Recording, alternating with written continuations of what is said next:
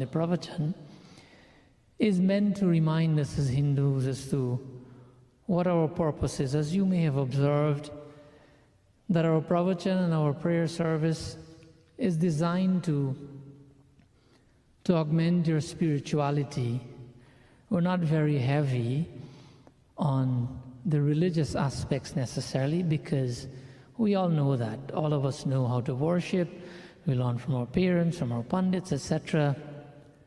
But we have to do more than that, which is educate ourselves. Why? Jane binu na hoi partiti, binu partiti hoi nahi priti. Many of us realize that, many of us don't realize that. This is a doha, this is from Uttarakhand. This is called knowledge, hoi partiti, that the question of faith, an absolutely important and vital ingredient in our lives, faith. And it will not come. We will have no faith if we have no knowledge. And binu parititi hoi nahi priti. Without faith, there can be nahi priti, there can be no love for God. Without love for God, what happens? We would have wasted our existence as a human being. Why? Because Bhagavan says, Hari Vyapak Sarvatra Samana Premate Pragat Hoi Mai Jana. Only through prem. Only through prem that we can, prem means love, that we can attain God.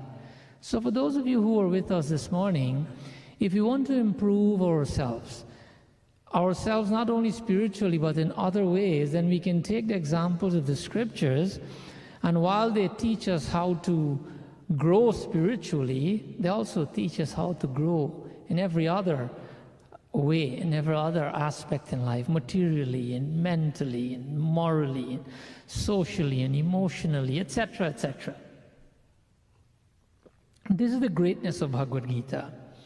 So while for many Bhagavad Gita is this boring thing that we don't have any time for, if we really look into it, it will help us. So very quickly, let us look at a verse from Bhagavad Gita. Last week we finished verse 3 of chapter 7, and this week we'll do verse 4 of chapter 7 of Bhagavad Gita. Om Namo Bhagavate Vasudevaya. Om Namo Bhagavate Vasudevaya. Bhumirapo no vayu Kammano buddhi revacha aham karitiyam Prakritirashtada, Bhinna Prakritirashtada. Om Namo Bhagavate Vasudevaya. Om Namo Bhagavate Vasudevaya. Om Namo Bhagavate Vasudevaya.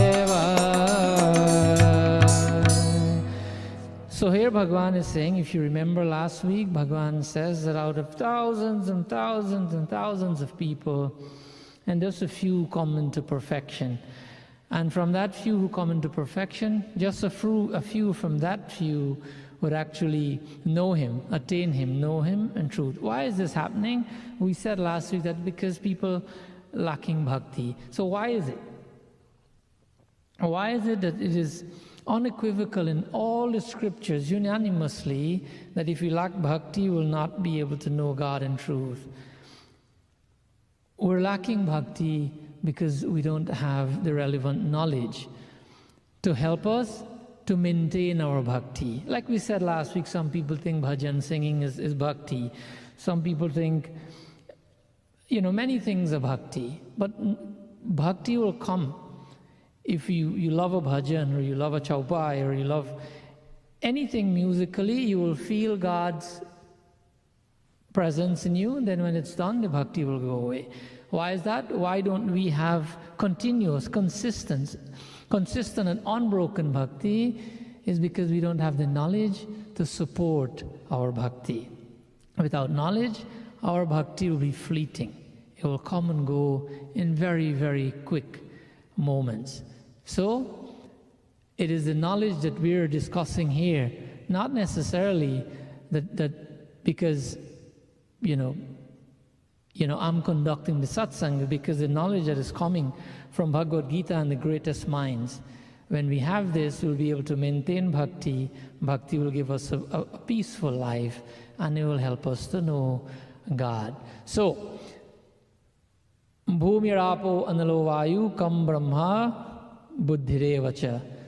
So this is a common verse where Bhagavan says that earth, water, fire, air, space, mind, intellect, and ego, these are 8 components of my material energy.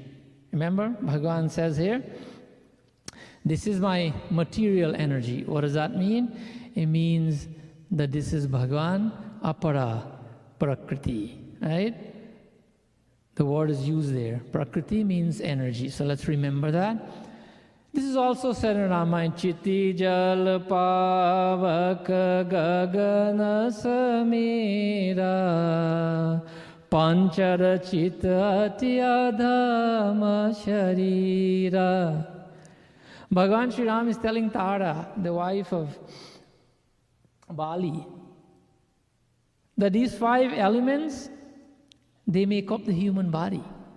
These are the same 5 things that Bhagavan says that these are my energy, my material energy.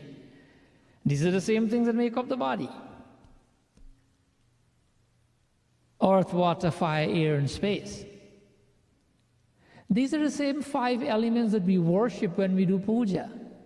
When we call the Pandit and we do puja, if we do puja by ourselves, these are the 5 elements we worship. Why? Because these elements are God's energy. They didn't just appear here by a big bang like we will know in modern science. This is Bhagavan's energy. When we do puja, it's an outward expression of the divinity within us, and so we worship in the form of puja, sadhana, whatever we do, because we know that this energy is God's. It's like let's take the example of the spider and a web. The web is not separate from the spider, but yet the web is not the spider. In a way it's separate, in a way it's not. But at any point in time, the spider can also pull the web back in. So Bhagavan and his energy, while it is the same, it is not the same. Like the spider and its web, like a tree.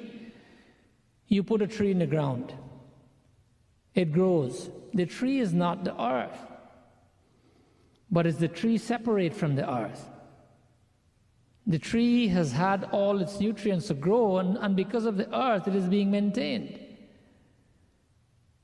So the same way Bhagavan and his energy, these elements are Bhagavan's apara, prakriti, his lower energy. That's why we hear so many things. Just to use a side example, we hear that now water has energy, the trees have energy, etc. The prominent water research that was done by a Japanese doctor, Dr. Masaru Emoto. He did the water energy experiment. His work is actually called the Hidden Messages in Water. And it was also published in the New York Times. It showed that when water is exposed to loving and benevolent words, when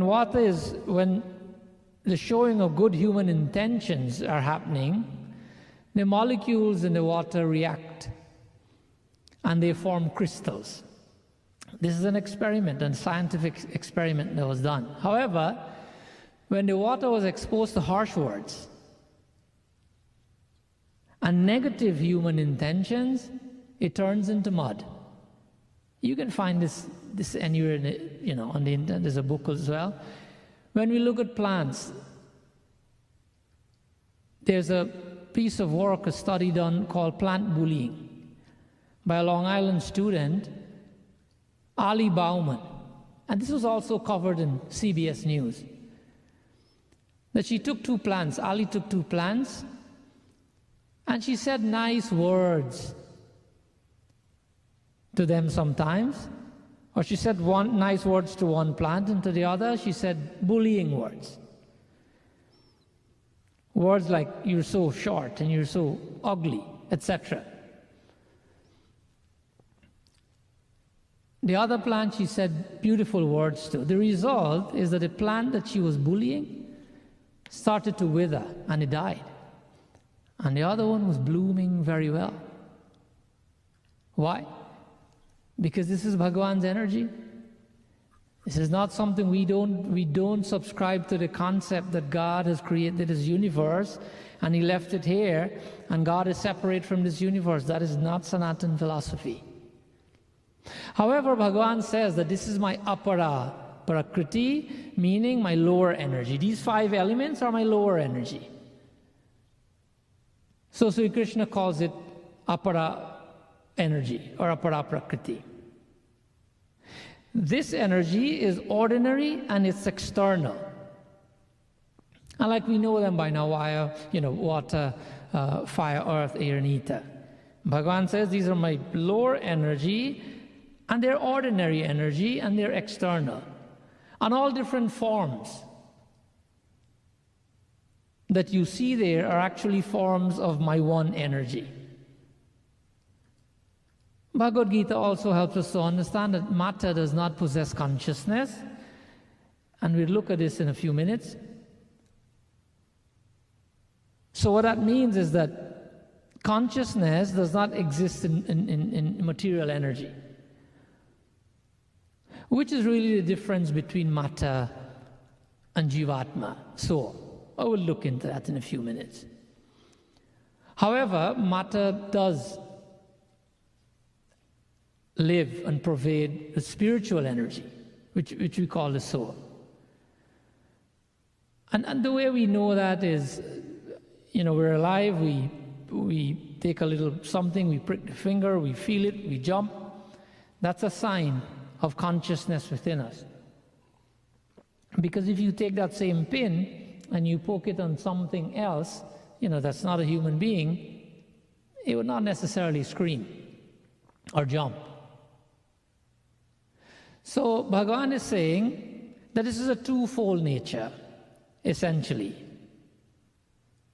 So just to provide a little bit of information before we move on, these are 5 elements, and they are in their subtle state, not gross state. When they're created, created from Mahan and the Hankar, that is high philosophy, and science has not reached there yet, so it cannot be explained.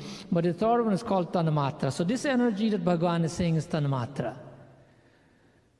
Tanmatra means that we experience them in subtle form.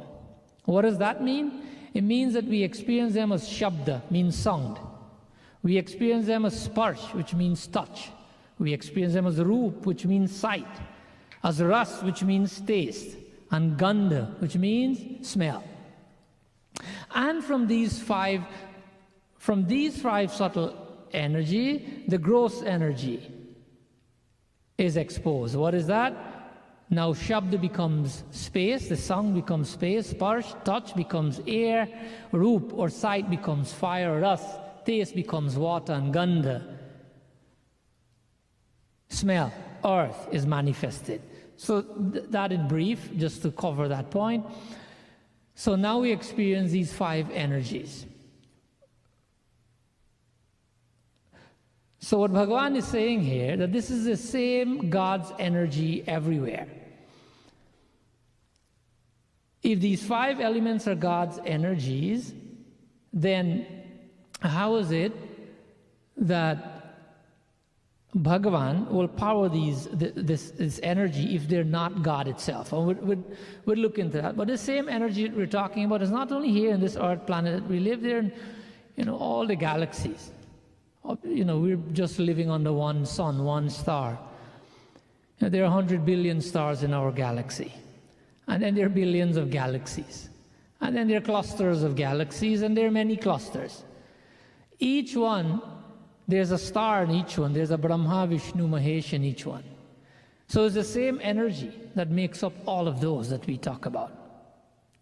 However, Bhagavan warns us in Bhagavad Gita here that my apara prakriti, my lower energy, leads to bondage.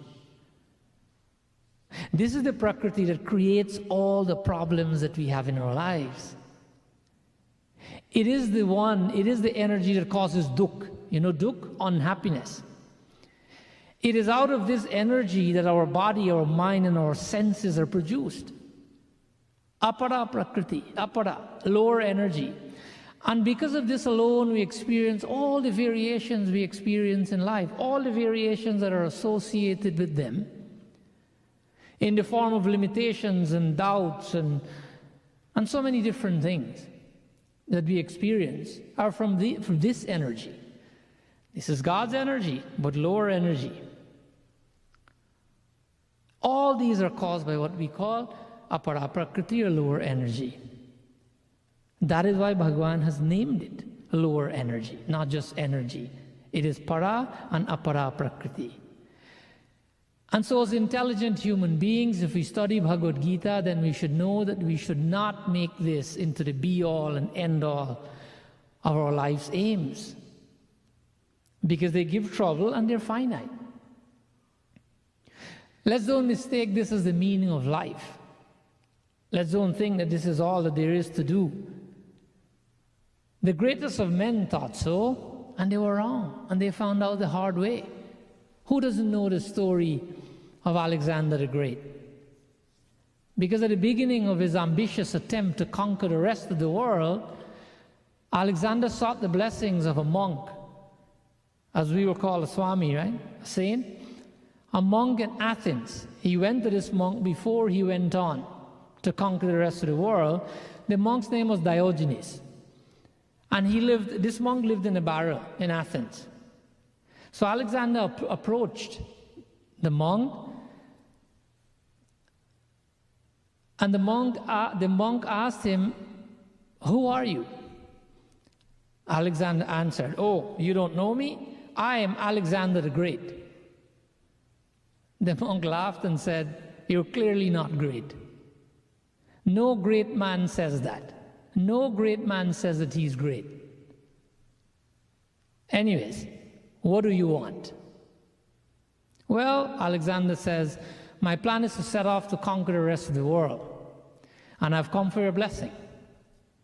The monk says, "Nobody can do that.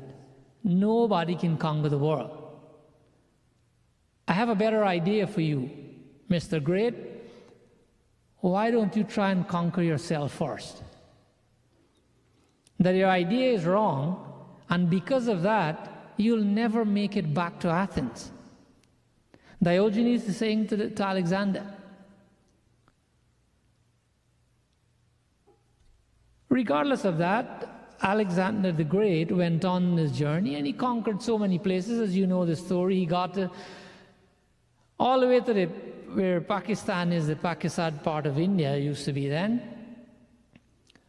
And so he decided to turn back from India. But he heard of the yogis. He heard of the Indian yogis and how powerful they are, so he wanted to take a yogi back with him to Athens. So he sent the soldiers out. They met a meditating yogi. According to the reports, this yogi's name was Dandamis.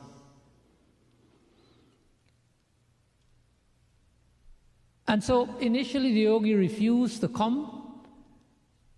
The soldiers told him that, "Listen, if you come, that Alexander the Great will reward you greatly. There will be so many things for you. Just make the decision and come with us." The yogi says, "I have no interest in all those things." And so they went to Alexander, reported that, and he went himself. Alexander went himself. He asked the same question, he got the same answer. He says, are you refusing me? Don't you know who I am? Alexander the Great is telling the Indian yogi that in a second from now I can bring you to an end and your little OG that you have here, I can finish everything up in just the next few seconds. So he says, who are you? Alexander is asking, who are you? Dandami says, look, I'll give you an answer. And the answer is that I know who you are. He's telling Alexander that you are the servant of my servant. What? I am the servant of your servant. I am Alexander the Great. And he got furious. I am the emperor, and you dare address me as a servant? Why? The yogi says, anger is my servant, and you are a servant of anger. So yes, you're the servant of my servant.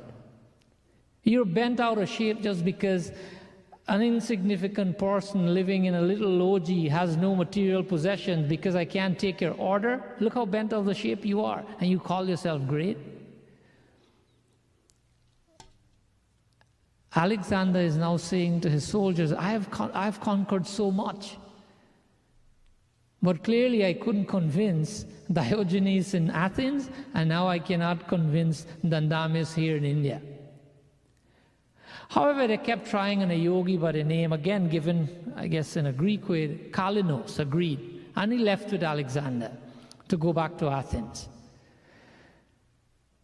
There's a possibility that he would have educated Alexander on their way, but when the yogi got to, in the Arabian desert and they're coming back to Europe, he had a change of mind and he was thinking about his decision that he made.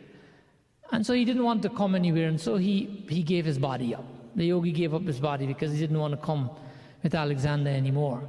But he may have educated him in the process. Alexander got sick, as you know, on his way back. And what happened? From the knowledge that he got from the yogi, he said to his soldiers, and this is the part that everyone knows, he had conquered so much, boundless treasures he had. He was dying. He was sick for days and days and days on end. And nothing he had could have helped him. He had many doctors with him. He had everything. He told his soldiers, when I die, just leave both my hands out of my coffin. I want to show the world that even though I accumulated so much, that I would not be taking any of it with me. So this is a story, it's a moral piece of information that we all know so very well. And this serves to remind us that we must know what we need to do in life, what life is for, and we must have a balance. That it should not be, material possessions and accumulations should not be the end-all, the be-all, end-all of our existence. So today that's the first verse. Today we plan to read 2 verses, and we'll just do the second one before we close our pravachan.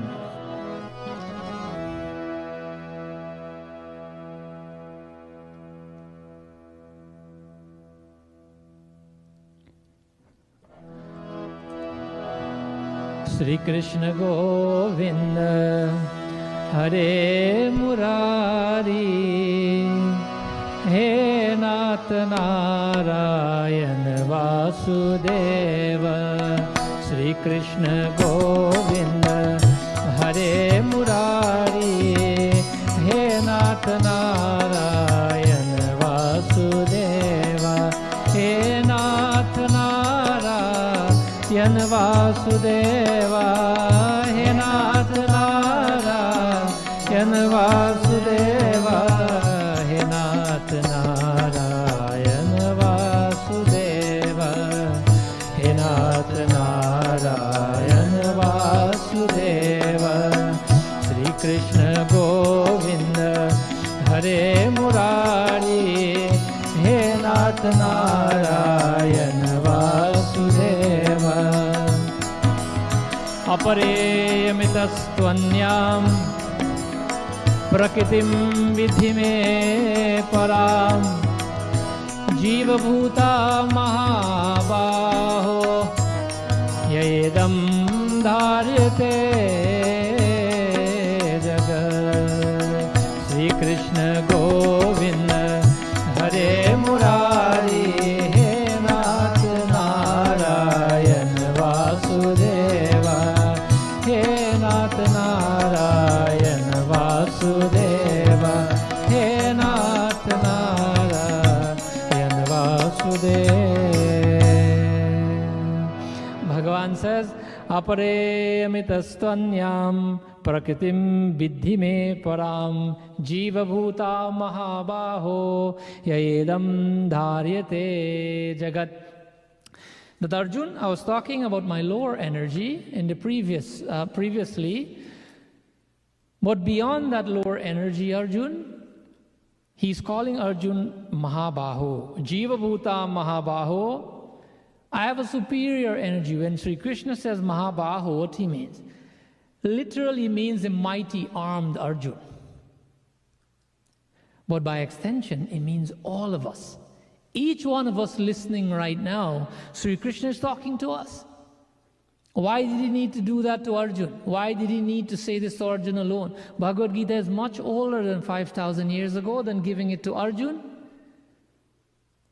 Chapter 4, verse 1 tells us old Bhagavan Sri Krishna gave it to the sun in the beginning of time.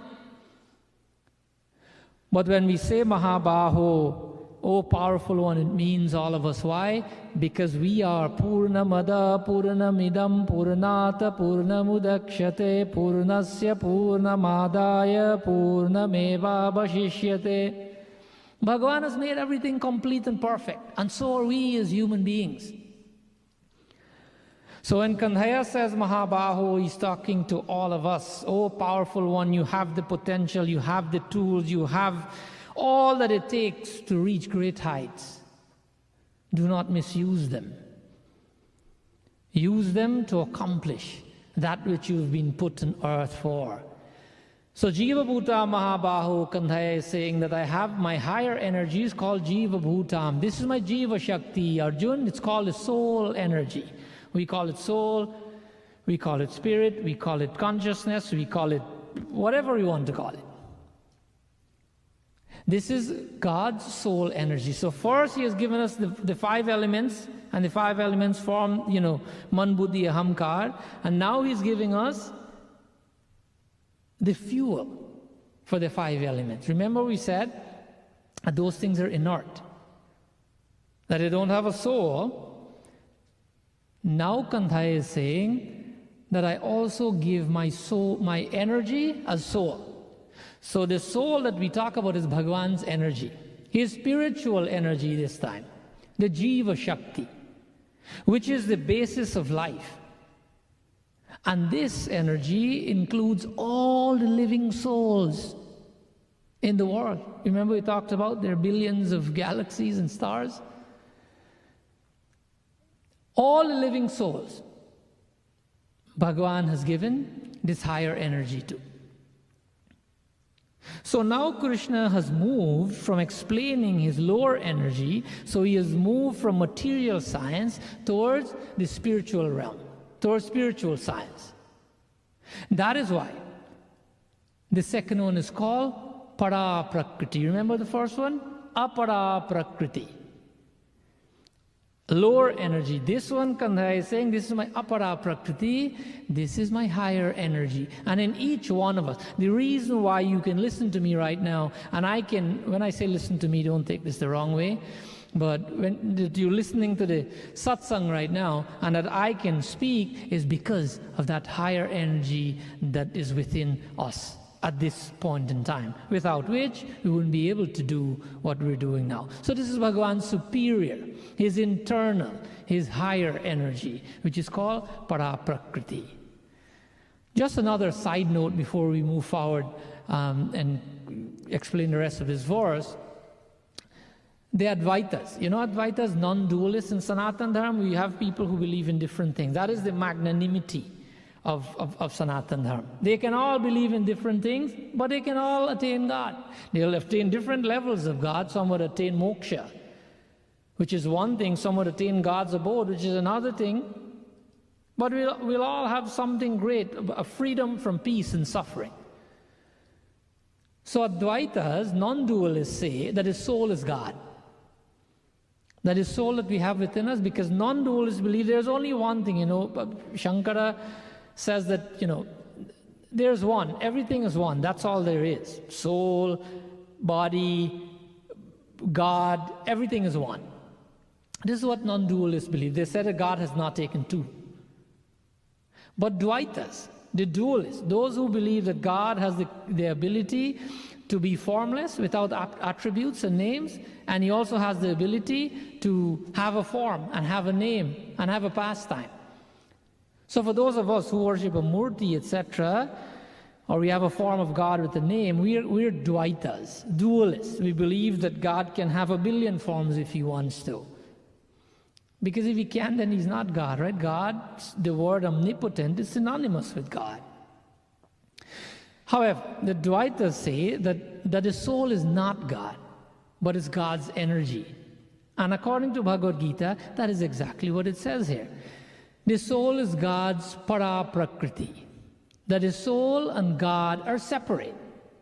Just stay with us here. We're not going to be very long.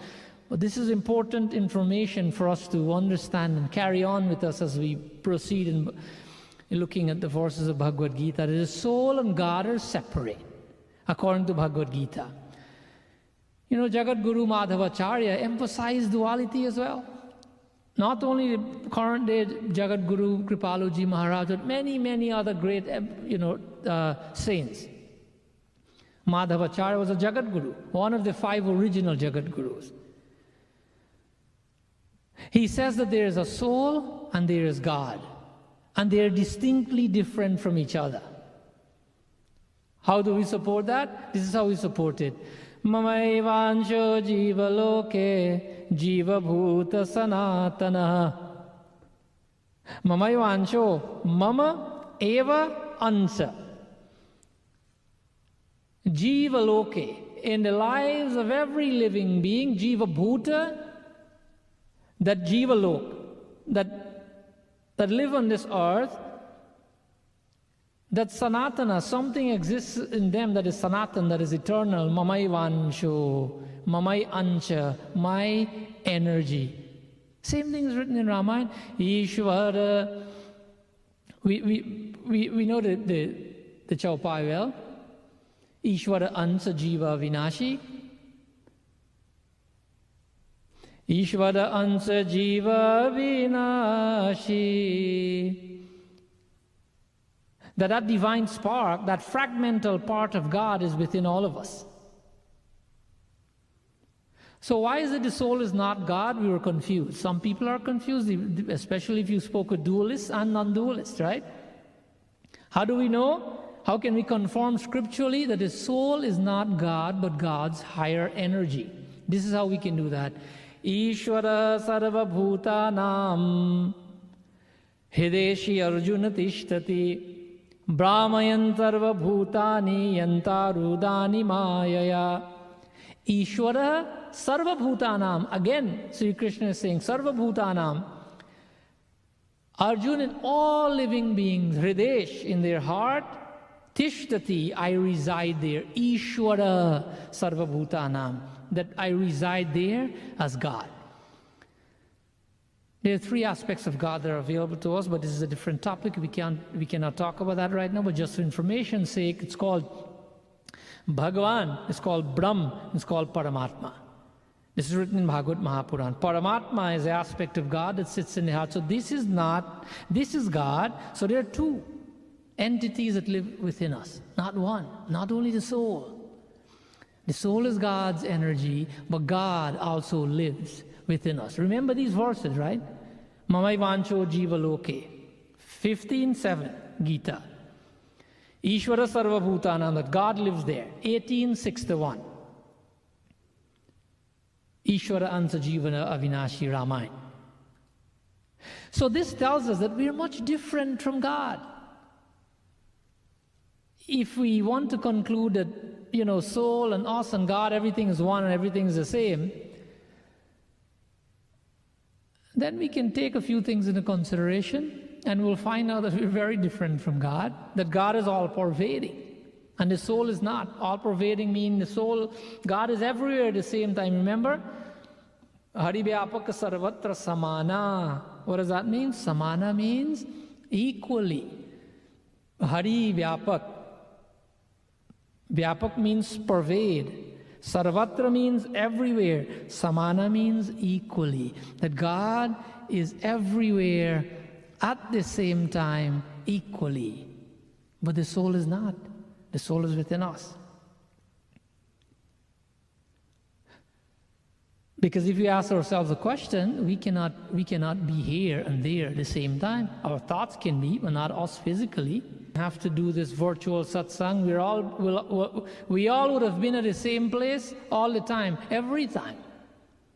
And nobody would, you don't have to go to any satsang, you're there, even though you're at home, 1,000 miles away. So these are qualities of God, not the soul, to be everywhere at the same time, etc. God is all-knowing. Sarvagya, are we all-knowing? We're alpagya, we're limited in our knowing. Anyways, those examples as a side note. Bhagavan says that the soul, being my energy, listen to this, the soul being my energy, that it has a simultaneous oneness and a difference with me at the same time. The soul is my energy, has a simultaneous oneness and a difference with me at the same time. The example of that is given as fire. The example of heat, or heat and light, can be called one with fire, because that is the dharma of fire, to give heat and to give light. It is the duty of fire. Or they can also be said that they're distinct from fire. If you say that they're one with fire, or if you say that they're distinct from fire, both are correct. So that's an example of how the soul works. There's a beautiful example in Veda as well. Let's look at that example. Sharam pradhan mritak sharam hara Kshatatman vishite deva eka tasya vidyadyo jana tattva bhavana bhuyaschante vishwamana nivritti. This is Svetashwara Upanishad. Yajurved is saying, this is actually the first chapter, the 10th verse, Yajurved. Is saying that there are three entities in existence. This is to support the point of the dualist, right? Of the people who believe God can be anything, or more than one thing. Pradhanam, matter. So the verse is saying that matter, which is perishable, the individual soul, who are imperishable, and God, who is the controller of both matter and souls, that these are the three things that are in existence. That there are three things, according to the verse. Three entities in existence, and they're matter, individual soul, and God. So this spells it out very clearly that the soul is one thing, God is one thing, and matter is one thing. That they're not all one. This is according to Yajurved. So, if we're listening carefully, a question is cropping up in our mind. So if the soul is not God, how does he power? How does he power the soul? We attribute our existence to God's grace. So how does he do that? How does God make all of us live if the soul is not him? There's again a beautiful verse to help us understand that. Ksharat kara swarupete sarvabhuteshvavastite aksharam tata param brahma kshayam sarvamidam jagat. This is Vishnu Puran. Vishnu Puran, first chapter, first canto, 22nd chapter, 55th verse. Vishnu Puran says, if you have the question in mind, how God powers us, if the soul is not us, that it says here that just as the sun resides in one place, but the sunlight pervades the entire solar system, similarly, there is God only, or there is one God, as we say, who by his infinite powers pervades the three worlds. So Bhagavan doesn't have to be there physically, in the same way that the sun shines, and if you're in the forest, for example, we see the sun rays coming through as different rays. You can have 15 people there and you see 15 different rays. It is the sunshine, it is the sunlight. Is it the real sun? No, it's not. It's a sun ray. Is it disconnected from the sun? No, it's not. But does it look like it's separate? Of course. Can it carry the same energy and make everyone be healthy and live on? Of course. This is what Vishnu Puran is saying. First canto, 22nd chapter, 55 verse. Check that out. Bhagavan says, in the same way that the sun shines and makes everything live, in the same way, he supports all of us through this para prakriti, my superior prakriti, by which the whole universe is animated. The other part of the verse says, Yaedam daryate jagat. That Arjun, this is called my jiva bhutam. So the same divine energy it is, Arjun, the same divine energy has two dimensions. And these dimensions are what? Apara and para prakriti, my higher and my lower energy. However, my higher energy holds my lower energy together. This is what the verse is saying. The higher energy, the soul, holds the body, the lower energy together. Because my higher energy is what? If you can remember, my higher energy is life. It's consciousness. And it's different from apara prakriti. Because we know, as intelligent beings, that if the higher energy leaves, what happens? The body remains there. The body will remain the same, it will remain right there, it will never be able to move itself from there. Why? Because the higher energy is gone. But together, things happen. The example is a bulb. Let's take a light bulb. The light bulb represents God's lower energy, matter. And electricity represents God's higher energy, soul, para prakriti. Together, they make what? Light. Bulb or electricity is not capable of producing light by itself. We all know that. In a similar way, body or matter is incapable of producing life. A very good way to look at this is Swami Chinmayananda says that this is a marriage between matter and spirit. And he's saying that make use of this particular marriage because it's very difficult to come by.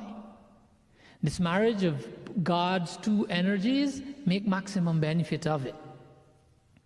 Because God says that the spiritual factor in me, which is called the soul, presiding over, let's take for example a given lump of matter, right? Let's call the body a lump of matter, any lump of matter for the purposes of this, making this point. The matter is inert energy. It's lacking the ability to move. So what happens here? The para prakriti, the consciousness, the soul energy, comes in contact with this lump of matter, of lower energy, and it makes it act. It makes it move. It makes it living. Let's take another example. An engineer can take steel, and he can take iron, and he can manufacture or build an engine, a steam engine. But when the coal engine is harnessed to steam at high pressure, what happens? It works. It starts acting. It starts moving. It comes to life. It has life. Well, not soul, but we all understand. So the steam by itself here is another example, cannot express its capacity and strength. Steel cannot do that. On the other hand, when it is made to work through a given equipment, it is capable of adding movement and motion to the lifeless iron. Well, to the lifeless iron assemblage. It adds life and movement to it. So this is an example of how the body and soul, one in itself can't do anything. So it is this consciousness, my dear friends,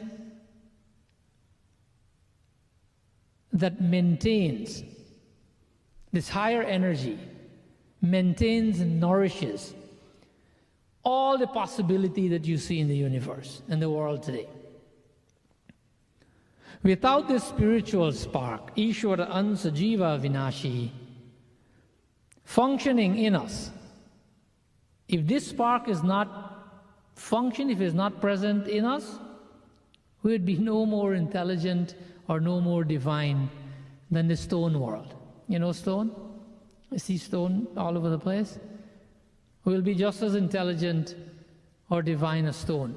Nothing much is going on for us because there's no jiva. So these two are known. If you want to remember them before we close, remember them as a seer. Seer. You know, like a thing that sees. Remember them as a seer and the seen. S-E-E-N. One is a seer, one is seeing, and one is seen. So that which is experienced is called our lower energy. The one who's experiencing is called higher or up or para. The one who's experiencing is called the higher energy, the soul, the consciousness. If you want to enjoy more peace and clarity in our lives, you know what's a really nice thing to do? Let's try it out. It's a little trick. From this moment on, let's try something. Let's try to become two people. Let's pretend as though we're two, that we're two people. One person will be the doer, and the other person will watch, right? Watch what the doer is doing. Essentially, we're trying to be the seer and the seen. Let one of us witness what the other one is doing. Let the doer do his or her thing. Let the other person, the doer and the witnesser, watch what's happening. If we implement this in our lives, that the divinity within us, the soul within us, God within us, the morality, our clarity of education, our upbringing, and all these, our dignity, and when we put all these things together, this can be one of those persons, and the other person is committing, is acting. Start uncovering and manifesting the divinity within you and witness what you were doing. You meaning me, you, anybody, as a human being. What we will find is that most of the things we'll do in life, the seer, the one who's watching, will go like, hold on, hold on, hold on, and he'll start asking questions. You ever hear people say there's a little voice in my head? And I always go with that little voice. That little voice is never wrong. People try this in business, and they succeed.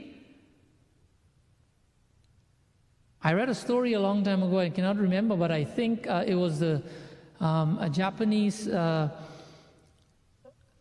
CEO, Toyota, the CEO, when he was asked how come his company is so successful, he says, I go with my gut feeling. I have a little voice in my head. With all the ideas that I have, I check with that little voice, and what he says I do. And he made Toyota. That little voice is the seer. If we go with that little voice, if we go our gut feeling, most of the things we're doing today we would not do, because they're completely unimportant, unnecessary, and sometimes harmful to our spirituality. So let's try that from today. That's a little plan we have before we close here today. Because Bhagavan Sri Krishna says that, hey Mahabaho, O mighty armed one, many people have education, but we're not trying to find out who we are. That's because we're not talking to the little voice. We ignore the little voice. We ignore our divinity. We ignore the energy, spiritual energy within us. But we have to constantly remind ourselves that we must aim for the higher, aim for the better. And this doesn't only mean in spirituality, in all aspects of life. Aim for the higher. Don't settle for mediocrity. There's a beautiful quote I read once that says that people who want to grow in any way should stay away from those who have decided to be comfortable. Now, that might not be a good statement for, if you want to accumulate wealth and things like that, but it can be. If you have a guy who decides not to work and doesn't want to do anything, he decides to be comfortable, how would you grow if you follow him? You cannot. Spiritually, same thing. So let's have regard, my dear friends, for our higher energy that is in us, Bhagwan's Paraprakriti. Let's use what is available to us in the world, but not abuse it. Let's use it remembering our goal. Let's live and operate with the mindset that everything is impermanent. Everything we see around us is impermanent. Think about it. They are. And they include your body and your existence. That's why we should do yoga. Yoga means to join, right? To yoga. Let's use this existence to connect to our infinite side. While we're enjoying the facilities that we have available to us, we can do both. We're perfectly capable of doing both. Remember our higher side while we operate on the lower side in the world, in the things that give suffering. But if we are cognizant of the higher side, the lower side would not give us any suffering. Why? Because we're operating at a different level, a different frequency. So to close our katha today, we'll close with a little story as to how we should ensure that while we do what we do, that we do not lose track of the greater importance in life. There was a king. Doesn't every story start with a king? Once upon a time, there was a king. Well, this one is no different. This king was about 80 years old, but he had no heirs, nobody to take over his kingdom. So he decided to make an announcement. He said, you know what? He called everybody and told them that I'll be making an amusement park. And in this park, I'll be there myself. And when this park is finished, for the first 30 days, I'll be myself in the park. So the park was finished and everybody went. When the people went there, they were amazed. They were taken aback. They couldn't believe their eyes. This thing was so much fun, so many rides and activities and entertainment. Much, much greater than Disney. My children would not be too happy about that statement, but yeah, according to the story, it was 10 times Disney. So the king was in this park for 30 days, and everyone started going. Everyone went there, and they got awestruck by the size and the beauty and the many different types of rides. So they started enjoying all the rides, so much so that they completely forgot why they were there. They were there to find the king. But they started enjoying the rides. And quickly, before they realized, with so many rides, the day will be up, and they quickly have to go home. And they wouldn't find the king. They were taken up completely with the ride. One day, a young man decided to go to this park, and he made a decision that today I will just try every ride in this park. Very quickly, I'll go through everything. And so he did. He started out early in the morning, and he went on every ride. While he's going on every ride, he remembers that one of the reasons, he made a plan, one of the reasons why I'm going on every ride is because I want to go to every corner of this park to find the king. So while he's enjoying the ride, he's looking out for the king. On every ride. Because he came with a different mindset. He never lost track of the underlying reason for which he was there. And he continued doing the rides. In the end, he did all the rides. It was getting late. He decided that, you know what? I think this king tricked us. There's no king here. I've gone to every corner of this ride, and I've enjoyed every ride, and I didn't find the king. He's not here. This was not true. And as he was leaving, he heard, you know, Ghanti, he heard the bell, when puja is going on, Aarti, he heard a bell. So he realized that his bell he didn't see anybody ringing a bell before. He looked around and realized that there's a little place there that he did not check. When he looked at that place, there's a little temple. And so he went, and he observed that the evening Aarti was going on, and that's why the bell was ringing. And so out of respect for the Aarti, he didn't want to, disturb the we call him Pujari, the Pandit. He didn't want to disturb him, so he waited until Aarti was finished. But he was uneasy. He wanted to know that this is the only place left in the park that I didn't check. I wanted to know. I'll go and ask the Pandit if he has seen the king, or if the king lives in this temple. So as soon as the Aarti is finished, he walked up towards the Pandit, not even waiting for the Pandit to finish what he was doing on the altar, put away the things, and he touched him on the back. When the Pandit turned around, it was the king. The king was there. Nobody ever checked there for him. They all got lost in the fanciness, in the enjoyment of the rides, and they lost track of why they were there. But you can live in the world, as the verse goes, but be not of the world. We can do the things we have to do. We have duties. We can take care of them thoroughly, but at the same time, we can know what our purpose is here. We have to keep looking for the king. If we do, we'll find him. We all have a king to pursue. So let's don't get derailed, my dear friends. There's a lot of glitter, a lot of distractions. Let's realize God has given us his energy. Let's use them responsibly. While we enjoy in the world, we keep our eyes on the prize. Let's never think that accumulating these material things is the only reason for which we're here. If we do so, we too, like Alexander, will be disappointed. Usually we close with a bhajan, and by now you guessed it. What bhajan will we be singing today? Everyone knows it. Before we go into the bhajan, I just want to thank everyone who has joined us today.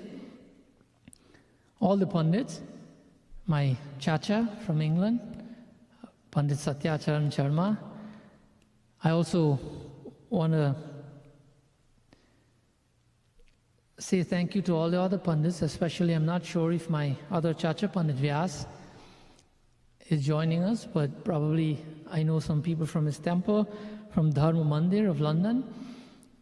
So Chacha, if you're there, my reverence to you, and hope that the great work that you're doing with the children will continue for Dharma Mandir. In the meantime, while the lockdown is going on, we're helping in this way. Dad Pandit Chandraban Hardwar is also with us, with Dr. Brahm Hardwar as well, a Pandit as well, a scholar in Hinduism. My brothers from Guyana here, my mom who's also online with us, have seen Pandit Hari Prasad. And my brother from Legwan Mandir, Pandit Tulsi Ji, doing a great job there in Legwan, and all the other younger Pandits, Pandit Amit from number 72 Mandir, the younger Pandits, Prashant and Charan and Lavesh. These are young Pandits who serve the community.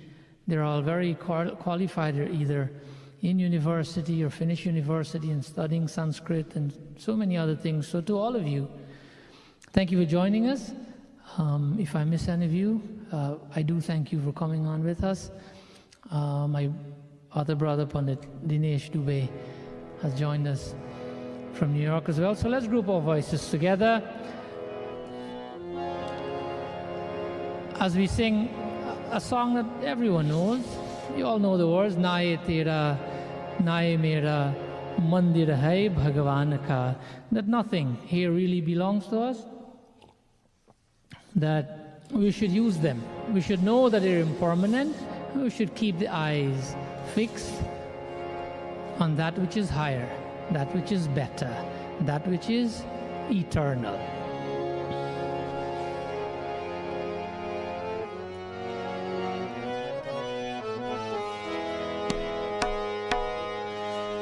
Naye tera, naye mera, mandir hai Bhagwan ka,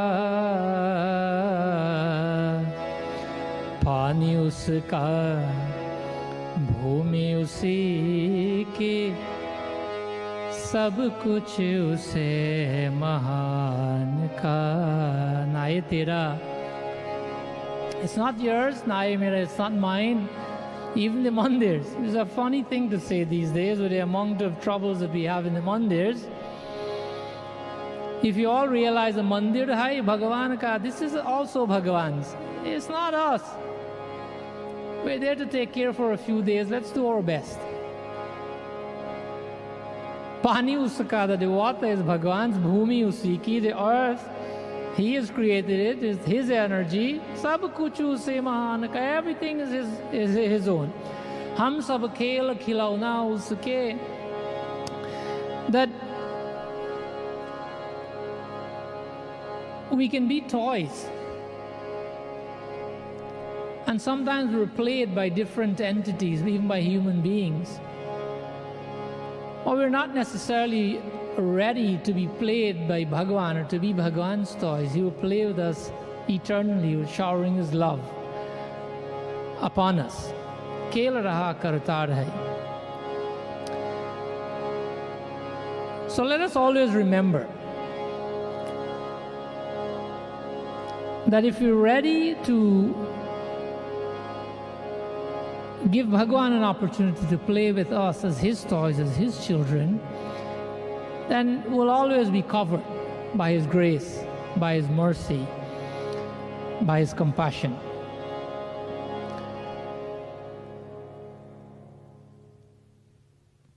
I just have to find my bhajan here. I'm just trying to remember the words as I go by.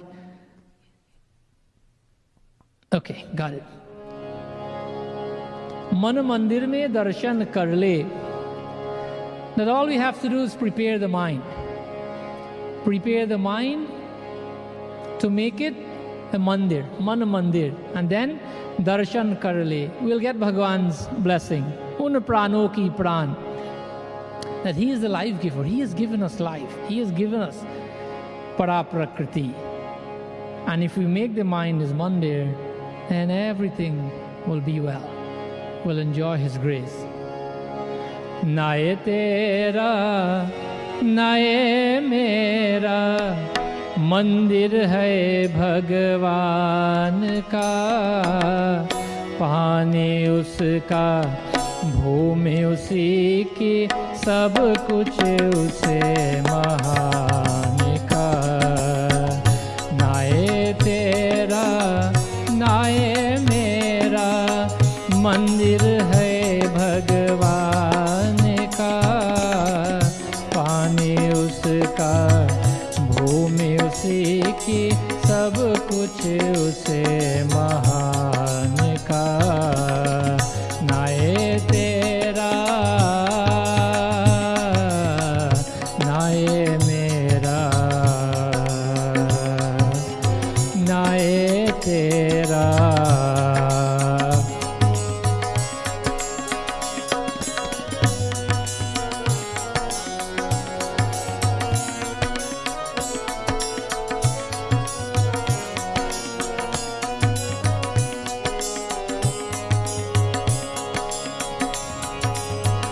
हम सब खेल खिलौने उसके, खेल रहा करतार रे, खेल रहा करतार रे।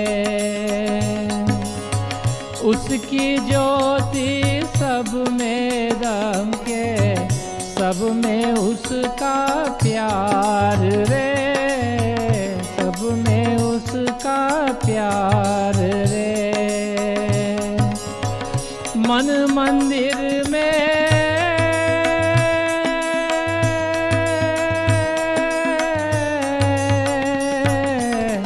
मन मंदिर में मन मंदिर में दर्शन कर ले उन प्राणों के प्राण का, पानी उसका भूमि उसी की, सब कुछ उसे महान का। ना ये तेरा ना ये मेरा, ना ये तेरा ना ये मेरा मंदिर है भगवान का, पानी उसका भूमि उसी की, सब कुछ उसे महान का। ना ये तेरा